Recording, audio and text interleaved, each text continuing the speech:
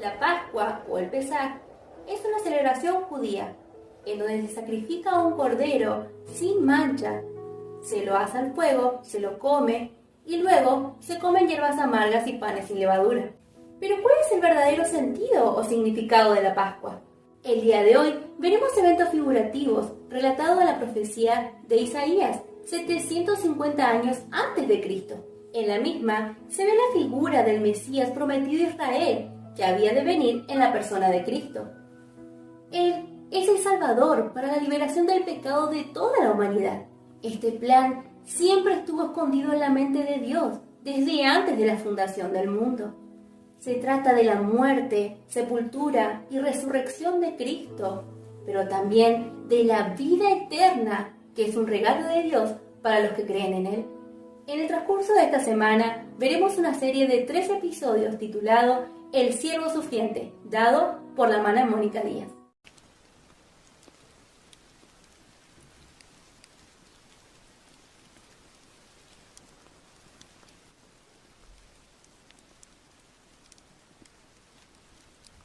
Seguimos contemplando este pasaje en Isaías capítulo 53, verso 5, y veremos la expresión molido por nuestros pecados. Mas él herido fue por nuestras rebeliones, molido por nuestros pecados. El castigo de nuestra paz fue sobre él, y por su llaga fuimos nosotros curados. Nos dice molido por nuestros pecados, o también en el inglés amoratado. Molinar significa desmenuzar, y la palabra es de una raíz que significa derrumbarse. Está traducido también golpear en pedazos o aplastar o romper en pedazos pequeños. Denota el sufrimiento interior y exterior más severo. Molido explica bien el sentido de la palabra de lo que Jesús soportó. Él fue metido en el mortero de Dios y allí fue molido, aplastado, deshecho en partículas pequeñas, fue abatido y golpeado por nosotros. Literalmente esta expresión es traspasado por nuestras transgresiones, molido por nuestras iniquidades. Leemos en Isaías capítulo 52, verso 14. ¿Cómo se asombraron de ti muchos? De tal manera fue desfigurado de los hombres su parecer, y su hermosura más que la de los hijos de los hombres.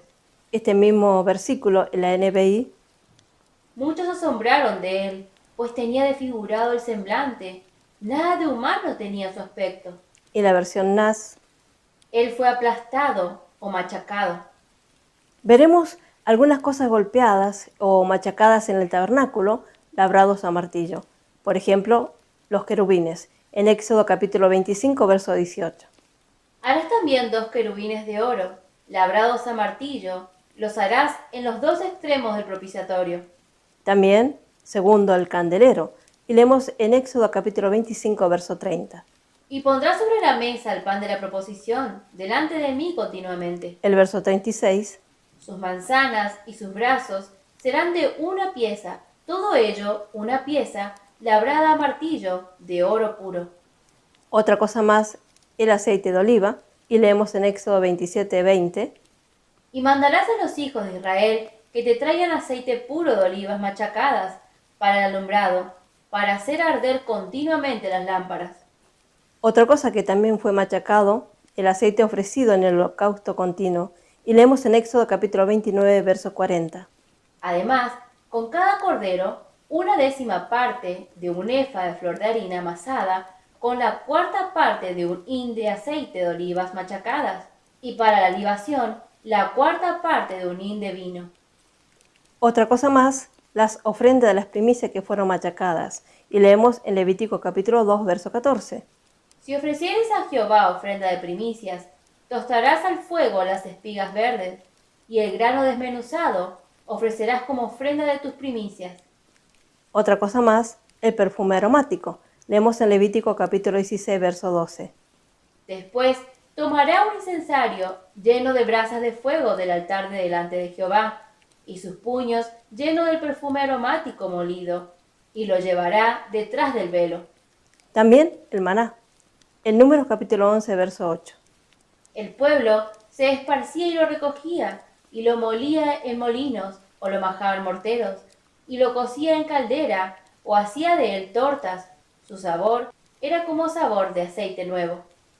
Y también el vestido del sumo sacerdote, Y leemos en Éxodo capítulo 39, verso 3. Y batieron láminas de oro, y cortaron hilos para tejerlos entre azul, la púrpura, el carmesí y el lino, con labor primorosa. Todas estas cosas, para obtener su utilidad, debían ser machacadas. Así fue Jesús, molido en el mortero de Dios por nuestra causa. Isaías 53, 5 nos dice: Mas él herido fue por nuestras rebeliones, molido por nuestros pecados. El castigo de nuestra paz fue sobre él, y por su llaga fuimos nosotros curados. Consideraremos la expresión el castigo de nuestra paz fue sobre él. Y leemos en Colosenses capítulo 1, verso 20. Y por medio de él reconciliar consigo todas las cosas, así las que están en la tierra como las que están en los cielos, haciendo la paz mediante la sangre de su cruz. Cristo hizo la paz por humillarse hasta la muerte de cruz, la cual fue la muerte más vergonzosa y despreciada. No había paz entre Dios y el hombre. El hombre era un rebelde en el universo de Dios, aborreciéndole y conspirando contra su autoridad. Pero Jesús, el Hijo de Dios, llegó a ser hombre e hizo la paz. Dios no está más airado, enojado con la humanidad. Él ha sido propiciado y ahora está en paz con el hombre. El hombre tiene que venir y aceptar la reconciliación, la cual ha sido consumada en el Calvario. Cristo ha hecho el puente sobre la cima que el pecado había hecho. Él se puso y entró en la brecha para hacer la paz con Dios a favor de los hombres. Su cuerpo ha estado extendido, se ha estirado, por así decirlo, a través del abismo, sobre la brecha que el pecado había mantenido a los hombres separados de Dios. Pero ahora ellos pueden alcanzar a Dios por medio de él. Todas las cosas en la tierra han sido reconciliadas, pero esto no es todo. También todas las cosas en el cielo han sido reconciliadas. Veremos la medida infinita de la redención de Cristo, la cual nos llena con asombro y temor reverente. Este es el sustituto que aún espera el remanente de la tribulación. Ellos reconocerán que aquel hombre, quienes sus padres crucificaron, fue el Mesías prometido y se arrepentirán recibiendo sanidad espiritual y física. La expresión, por su llaga fuimos nosotros curados, vemos que nuestra rebelión fue sobre él. Literalmente su cuerpo fue una sola llaga, no solo en cuanto a los azotes, sino también de todos sus sufrimientos física y espiritual. La primera aplicación de ser curado es, primero, la salvación, porque el hombre fuera de Cristo tiene un cáncer que le va a matar. Cáncer señalando el pecado, y la única forma de salvación es aceptar el sacrificio de Cristo consumado en la cruz del Calvario. Él llevó nuestro cáncer, quitando el pecado de nosotros y lo llevó sobre sí. Segundo, como esta aplicación de la expresión curados, nos habla de la salvación espiritual y de la sanidad física, y esto incluye muchas cosas, sanar todo. Y en el Antiguo Testamento habla de una sanidad física. Cristo fue nuestro sustituto y murió por nosotros. La expresión por su llaga habla de moretón. La traducción literal es por cuyo moretón fuimos nosotros sanados, curado, sanado y hecho completamente sano. Jesús sufrió el moretón de la mano del Padre. Vemos la provisión completa de la redención. Es para el hombre entero, espíritu, alma y cuerpo. La palabra significa un verdugón, hacer moretones, moler al golpe y señala la marca negra y azul en sí, ese moretón divino de la mano de su Padre. Y leemos los pasajes en Éxodo capítulo 21, verso 25. Quemadura por quemadura, herida por herida, golpe por golpe. Proverbios capítulo 20, verso 30. Los azotes que hieren son medicina para el malo, y el castigo purifica el corazón. También leemos en Isaías capítulo 53, verso 6. Todos nosotros nos descarriamos como ovejas, cada cual se apartó por su camino, mas Jehová cargó en él el pecado de todos nosotros. El versículo 6 es importante. El hombre dejó a su Creador y se manejó en su propia vida, y lo que debe seguir entonces es el juicio de Dios sobre ellos, todos rebeldes. Y nos dice, nos descarriamos, cada cual siguió su propio camino, pero Dios cargó en Jesús nuestro pecado. Aquí no vemos el mérito del hombre, sino la gracia de Dios. Todos pecamos y estamos destituidos de la gloria de Dios, pero también es cierto que el pecado de todos fue llevado por Cristo, y derrama su alma hasta la muerte, para que los pecadores sean salvos de la pena del pecado y obtengan la vida eterna. La expresión Todos nos descarriamos como ovejas, nos habla que esta es la condición del hombre por naturaleza y por práctica, y Dios tiene remedio para las dos. Leemos en Romanos capítulo 3, verso 23. Por cuanto todos pecaron y están destituidos de la gloria de Dios. El verso 6 comienza con todos nosotros y termina también con todos nosotros. La primera parte presenta la gran necesidad universal del hombre y la segunda parte presenta cuán completamente Dios suplió esa gran necesidad universal del hombre porque cargó en él el pecado. Leemos Isaías 53, verso 7. Angustiado él y afligido, no abrió su boca. Como cordero fue llevado al matadero, y como oveja delante de sus trasquiladores, enmudeció, y no abrió su boca. Jehová cargó sobre él el pecado de todos nosotros. Dios demandó a su Hijo que pagara completamente la deuda de toda la humanidad. No queda ahora nada para pagar, porque Jesús ya pagó todo. Leemos en el Salmo 69, verso 4. Se han aumentado más que los cabellos de mi cabeza los que me aborrecen sin causa. Se han hecho poderosos mis enemigos, los que me destruyen sin tener por qué. ¿Y he de pagar lo que no robé? La expresión vista en Isaías 53, verso 7, que dice angustiado él y afligido, es igual a abatido que hemos visto ya en el versículo 4. Ciertamente llevó él nuestras enfermedades y sufrió nuestros dolores, y nosotros le tuvimos por azotado, por herido de Dios y abatido. Su significado señala a empujar o demandar especialmente a un deudor, exigir impuesto o tributo o imponer un impuesto, exigir severamente y sacar impuesto el pago de una deuda. Una versión de la Biblia lo traduce: la deuda fue exigida y él fue hecho responsable. Y con todo eso, ¿cuál fue su actitud? Él no abrió su boca. Él guardó silencio ante sus acusadores. ¿Por cuál razón? Para que él pudiera silenciar o poner fin a la cuestión del pecado y hacer callar al diablo para siempre. Leemos en el Salmo capítulo 38, versos 13 y 14. Mas yo, como si fuera sordo, no oigo, y soy como mudo que no abre la boca. Soy pues como un hombre que no oye, y en cuya boca no hay reprensiones. Leemos entonces el próximo versículo de nuestro capítulo de Isaías 53, el verso 8. Por cárcel y por juicio fue quitado, y su generación, ¿quién la contará? Porque fue cortado de la tierra de los vivientes, y por la rebelión de mi pueblo fue herido. La expresión por cárcel y por juicio fue quitado señala que por la opresión su juicio fue quitado o negado. No recibió un juicio justo por parte del hombre. Otras traducciones nos dicen: en su humillación su juicio fue quitado o negado. En Hechos capítulo 8, versos 30 y 33 leemos: Acudiendo Felipe, le oyó que leía al profeta Isaías y dijo: ¿Pero entiendes lo que lees? Verso 31. Él dijo: ¿Y cómo podré, si alguno no me enseñare? Y rogó a Felipe que subiese y se sentara con él. Verso 32. El pasaje de la escritura que leía era este: como oveja a la muerte fue llevado, y como cordero mudo delante del que lo trasquilaba. Así no abrió su boca. Verso 33. En su humillación no se le hizo justicia, mas su generación, ¿quién la contará? Porque fue quitada de la tierra su vida. La expresión ¿quién contará su generación? Señala una generación perversa. Leemos en Hechos capítulo 4, versos 27 y 28. Porque verdaderamente se unieron en esta ciudad contra su santo Hijo Jesús, a quien ungiste, Herodes y Poncio Pilato, con los gentiles y el pueblo de Israel. Verso 28. Para hacer cuanto tu mano y tu consejo habían antes determinado que sucediera. Esta generación es generación adúltera, generación que busca señales, generación sin fe, generación malvada, generación corrupta, generación perversa. Generación también se puede significar descendiente o contar, declarar, reflexionar. También puede tener la idea de enumerar, como dice, ¿cuántos son? La expresión fue cortado de la tierra, de los vivientes, es quitar la vida, cortar un miembro del cuerpo o decapitar. El pensamiento es que él fue violentamente cortado de entre los vivientes para que nosotros no seamos más como ovejas descarriadas. Es bueno compungirnos y reflexionar. Él fue clavado en la cruz por mí.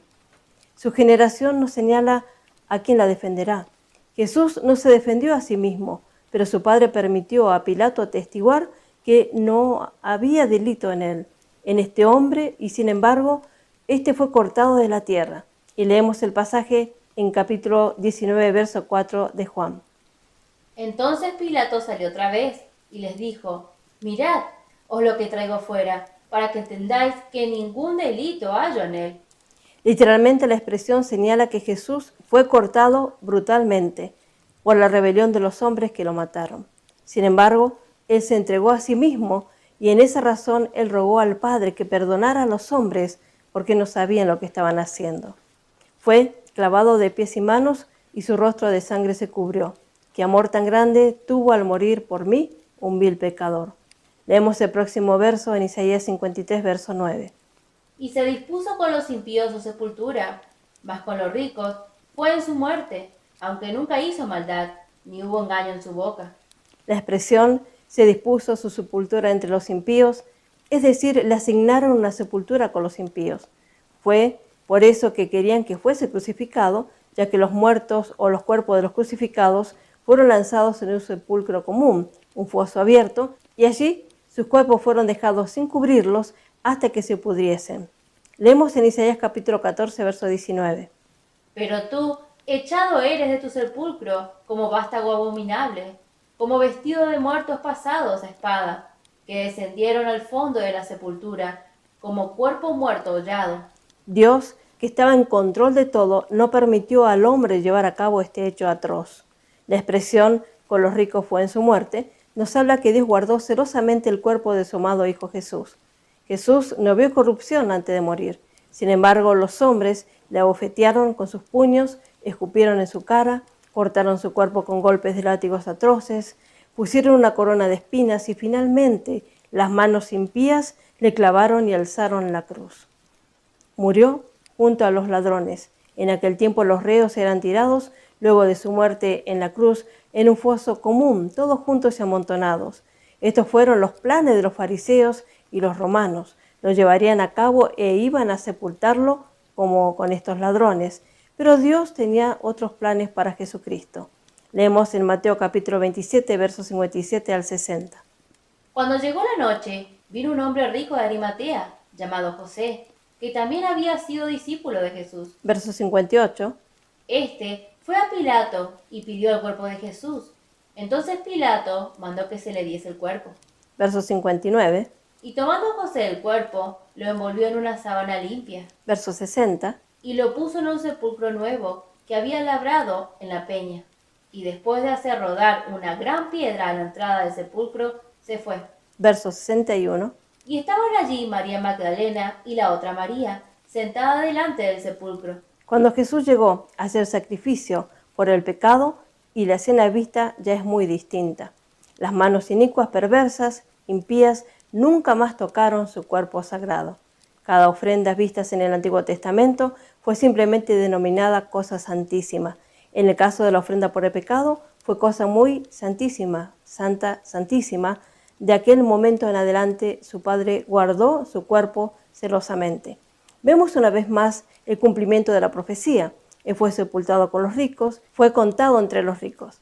Dios controlaba todas las cosas. Sin embargo, Jesús es diferente de los ricos porque en Él no hubo engaño. La expresión no hubo engaño en su boca es que Él no hizo pecado.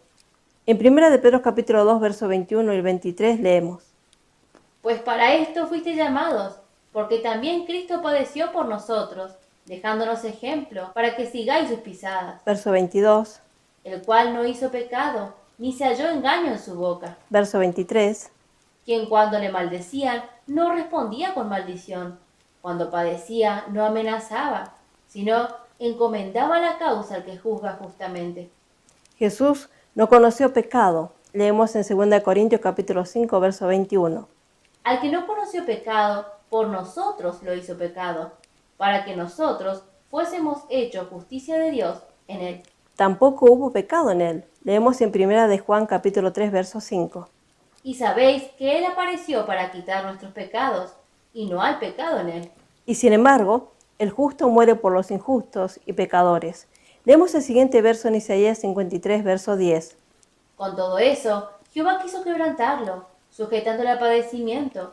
Cuando haya puesto su vida en expiación por el pecado, verá linaje, vivirá por largos días, y la voluntad de Jehová será en su mano prosperada. Vemos desde el punto de vista de Dios, Él quiso quebrantar a su Hijo. Dios observó cómo los hombres vieron las cosas. Jesús murió por todos y Dios derramó su ira sobre Jesús, pues el único remedio para el pecado fue el sacrificio, la muerte de nuestro Señor Jesús. Pues la paga del pecado es muerte, como leemos el pasaje en Romanos capítulo 6, verso 23. Porque la paga del pecado es muerte, mas la dádiva de Dios es vida eterna en Cristo Jesús, Señor nuestro. Ese es el precio que debemos pagar, y por ello Jesús fue separado de su Padre porque fue hecho transgresión por nosotros. Y en esa voluntad Dios quiso quebrantar a su Hijo para salvarnos. ¡Qué amor inmenso! Vemos una segura promesa a Cristo por ser obediente hasta la muerte y muerte en la cruz.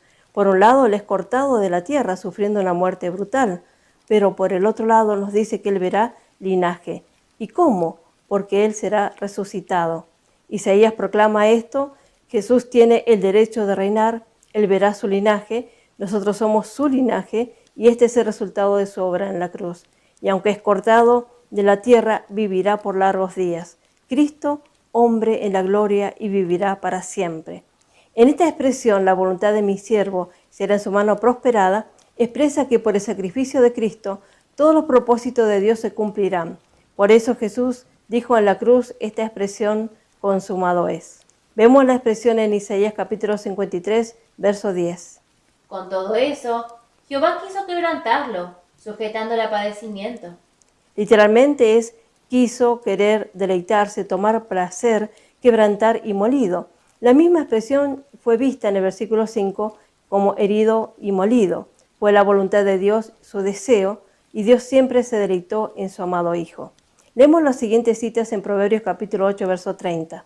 Con él estaba yo ordenándolo todo, y era su delicia día en día, teniendo solaz delante de él en todo tiempo. Primera de Juan capítulo 2, verso 2.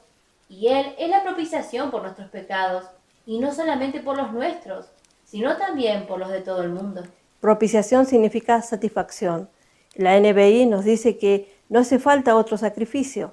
La expresión en Isaías 53, verso 10, sujetándole a padecimiento, es llegar a ser débil, estar enfermo o llegar a estar enfermo, estar herido, estar triste o pusilánime, turbarse el corazón. Leemos en 2 Corintios capítulo 13, verso 4. Porque aunque fue crucificado en debilidad, vive por el poder de Dios, pues también nosotros somos débiles en él, pero viviremos con él por el poder de Dios para con nosotros. Una versión señala a esta expresión como causarle dolor y causarle a enfermar. La expresión verá linaje leemos en Salmos capítulo 2, verso 8. Pídeme, y te daré por herencia las naciones, y como posesión tuya los confines de la tierra. Y Salmos capítulo 22, verso 29 al 31. Comerán y adorarán todos los poderosos de la tierra. Se postrarán delante de él todos los descendientes al polvo, aun el que no puede conservar la vida a su propia alma. Verso 30. La posteridad le servirá. Esto será contado de Jehová hasta la postrera generación. Verso 31. Vendrán y anunciarán su justicia. A pueblo no nacido aún, anunciarán que él hizo esto. Y la expresión la voluntad de Jehová será prosperada, en la última parte del versículo 10, vemos que voluntad significa deleite, deseo, aquel en lo que uno se deleita, es un Padre satisfecho. Leemos en Isaías capítulo 53, verso 11. Verá el fruto de la aflicción de su alma, y quedará satisfecho. Por su conocimiento justificará mi siervo justo a muchos, y llevará las iniquidades de ellos. Verá el fruto de la aflicción de su alma. Aflicción señalando el trabajo, el esfuerzo, la labor, dificultad, pena, idea de algo extremo parecida a dolores de parto. Y vemos el fruto. Esta es la recompensa verdadera de Cristo. Igual nosotros, no solo en cuerpo, también en alma, todos los redimidos alrededor del trono. ¡Qué bella escena! Leemos en Isaías capítulo 53, verso 12. Por tanto, yo le daré parte con los grandes, y con los fuertes repartirá despojos, por cuanto derramó su vida hasta la muerte, y fue contado con los pecadores, habiendo él llevado el pecado de muchos, y orado por los transgresores. En Hebreos capítulo 12, verso 2. Puesto los ojos en Jesús, el autor y consumador de la fe, el cual por el gozo puesto delante de él, sufrió la cruz, menospreciando lo oprobio, y se sentó a la diestra del trono de Dios. Cristo termina su carrera. Él sufrió todo lo oprobio por el gozo puesto delante de él. Sí, podemos ver que nosotros somos su gozo. ¿Qué más Cristo anhelaba? A nosotros. Y la única forma de conseguirlo fue muriendo en la cruz, en nuestro lugar. ¿Qué podemos hacer? Lo que podemos hacer es seguir sus pisadas y tenemos un gozo puesto delante de nosotros. Cristo es nuestro gozo.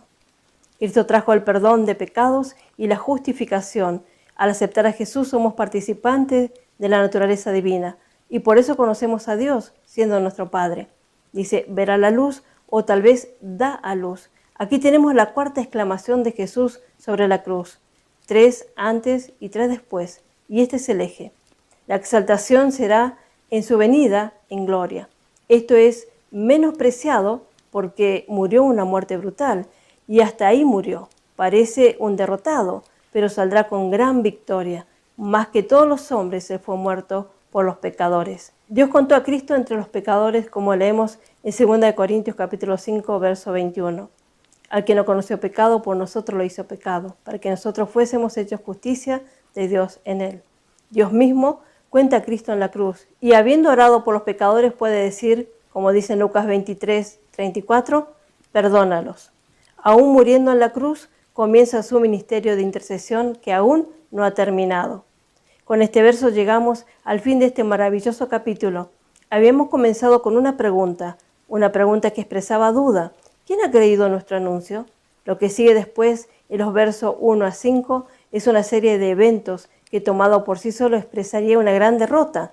Ciertamente a través del capítulo hemos atravesado valles oscuros y tenebrosos, pues por medio de las expresiones gráficas estábamos observando un evento triste, un cruel sufrimiento inconcebible y un abandono completo. Pero ahora hemos llegado al final y el escritor habla de despojos. Los despojos nos hablan de victoria y los despojos pertenecen al vencedor y no al vencido. El mundo mira la cruz y ve una derrota, pero Dios miró la misma cruz y vio la victoria más grande de los siglos del universo. Este capítulo no es una descripción de un hombre débil, incapaz, vencido, sino es la historia gráfica del poder de Dios mostrado en la cruz de Cristo. Leemos los siguientes pasajes. 1 Corintios capítulo 1, verso 23 al 24. Pero nosotros predicamos a Cristo crucificado, para los judíos ciertamente tropezadero, y para los gentiles locura. Verso 24. Mas para los llamados, así judíos como griegos, Cristo, poder de Dios y sabiduría de Dios. Colosenses 2:15. Y despojando a los principados y a las potestades, los exhibió públicamente, triunfando sobre ellos en la cruz. Vemos una plena victoria y la gran oportunidad de ser coherederos con Cristo. Y leemos en Romanos capítulo 8, verso 16 al 19. El Espíritu mismo da testimonio a nuestro espíritu de que somos hijos de Dios. Verso 17. Y si hijos, también herederos, herederos de Dios y coherederos con Cristo, si es que padecemos juntamente con Él, para que juntamente con Él seamos glorificados. Verso 18. Pues tengo por cierto que las aflicciones del tiempo presente no son comparables con la gloria venidera que en nosotros ha de manifestarse. Verso 19. Porque el anhelo ardiente de la creación es el aguardar la manifestación de los hijos de Dios. Hebreos 11:26. Teniendo por mayores riquezas el vituperio de Cristo que los tesoros de los egipcios, porque tenía puesta la mirada en el galardón. Efesios 3:16. Para que os dé conforme a las riquezas de su gloria, el ser fortalecidos con poder en el hombre interior por su espíritu. Efesios 3:8. A mí, que soy menos que el más pequeño de todos los santos, me fue dada esta gracia de anunciar entre los gentiles el evangelio de las inescrutables riquezas de Cristo. Efesios 2:7. Para mostrar en los siglos venideros las abundantes riquezas de su gracia en su bondad para con nosotros en Cristo Jesús. Y como dice en Hebreos 11:26, teniendo por mayores riquezas el vituperio de Cristo que los tesoros de los egipcios, porque tenía puesta la mirada en el galardón. es nuestro anhelo constante tener puesta nuestra mirada en el galardón que es Jesús mismo, aguardando la bendita esperanza de su venida. Que el Señor añada bendición a sus vidas. Amén. Hola, los saludamos de parte del canal El Evangelio de la Gloria. Los invitamos a suscribirse a nuestro canal de YouTube y activar la campanita de notificaciones para que les llegue toda la nueva info a medida que subimos cada video. Dios les bendiga ricamente.